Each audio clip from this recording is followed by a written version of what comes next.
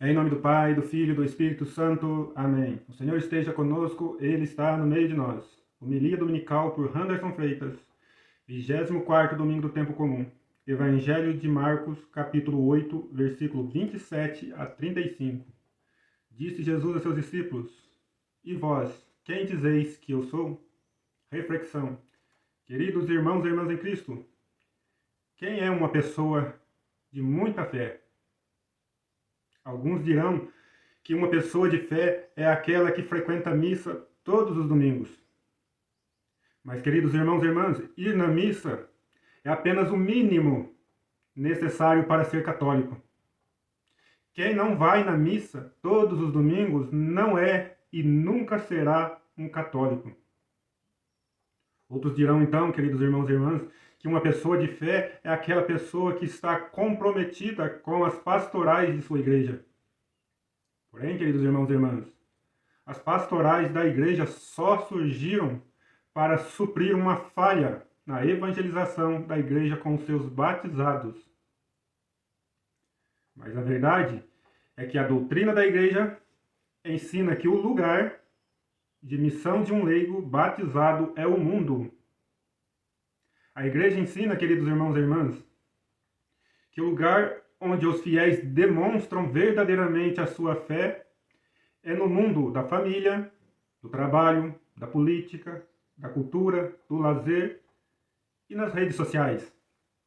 Portanto, querido irmão, querida irmã, alguém só poderá demonstrar o tamanho de sua fé a partir do testemunho coerente de vida, vivendo sua fidelidade matrimonial na criação e educação dos seus filhos, como um profissional competente, responsável e honesto. E no convívio diário com as outras pessoas. Assim se demonstra a fé de verdade.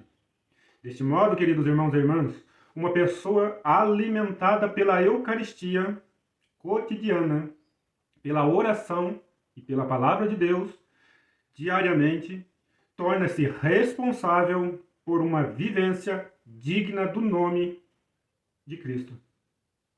Assim, se demonstra a fé no modo de dirigir no trânsito, na obediência às leis e instituições da sociedade, na responsabilidade ecológica com o planeta, etc. São alguns exemplos de como se demonstrar a nossa fé. Mas também, queridos irmãos e irmãs, de modo especial, uma pessoa demonstra o tamanho de sua fé nas atitudes, gestos, palavras e opções de vida que cada um pode fazer, que devem ser sempre iguais às de Jesus de Nazaré. Portanto, querido irmão, querida irmã, o cuidado e o amor demonstrado para com os mais pobres, excluídos e marginalizados ou diferentes da sociedade é a grande marca do Cristo no mundo. Pois nenhuma religião sobrevive apenas de teorias. Nenhuma religião vive de teoria. Para conhecer Jesus, querido irmão, querida irmã, é necessário imitar seu estilo de vida ou seu modo de viver. O Evangelho exige renúncia de bens materiais e renúncias de nós mesmos. O Evangelho exige cruz. Seguir Jesus, querido irmão, querida irmã, muitas vezes leva seus seguidores ao mesmo destino de Cristo, com sofrimento, rejeição, prisão e às vezes até morte. O Evangelho exige dos seguidores de Cristo a necessidade de aprender a perder. Pensemos, querido irmão, querida irmã. No Evangelho deste domingo, Jesus pergunta para os seus seguidores: quem dizeis que eu sou? Jesus está nos perguntando: quem vocês dizem que eu sou? Quem é Jesus de verdade, querido irmão, querida irmã? O Jesus pregado hoje é o mesmo Jesus do Evangelho? Será? Vivemos num tempo de instrumentalização da religião, onde o nome de Jesus é gritado em qualquer esquina. O nome de Deus é usado para implantar sistemas políticos dentro da nossa sociedade. Igrejas tornaram muitas pessoas ricas, famosas e até poderosas. Pregadores usam a fé para se tornarem vereadores, prefeitos ou vice, governadores, deputados, senadores, ministros e até, quem sabe, presidentes. No evangelho dessa semana, um dos discípulos de Jesus é chamado de Satanás, por tentar controlar o projeto de Jesus segundo a sua vontade. Na sociedade atual, querido irmão, querida irmã, muitos religiosos falsos pregam armas, ódio, fake news e morte de seus inimigos, ou dos marginalizados da sociedade, ou daqueles que atrapalham os seus projetos individuais. Existe algum ensinamento de Jesus a esse respeito, querido irmão, querida irmã? Na Bíblia? Existe algum ensinamento de Jesus a esse respeito na Bíblia?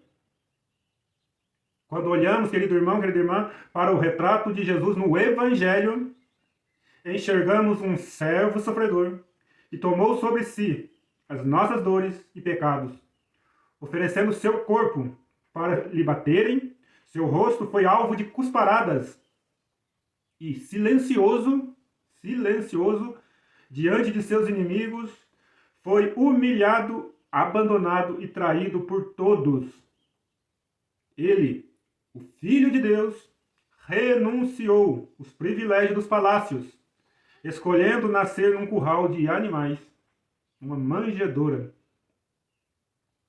Sendo Deus, querido irmão, querida irmã, não aceitou usar seus poderes, mas escolheu servir a todos sem distinção. Sendo o mais puro entre os homens, nunca escolheu ficar trancado entre as paredes de um templo, mas passou o seu tempo entre os mais miseráveis, sujos e pecadores dessa terra.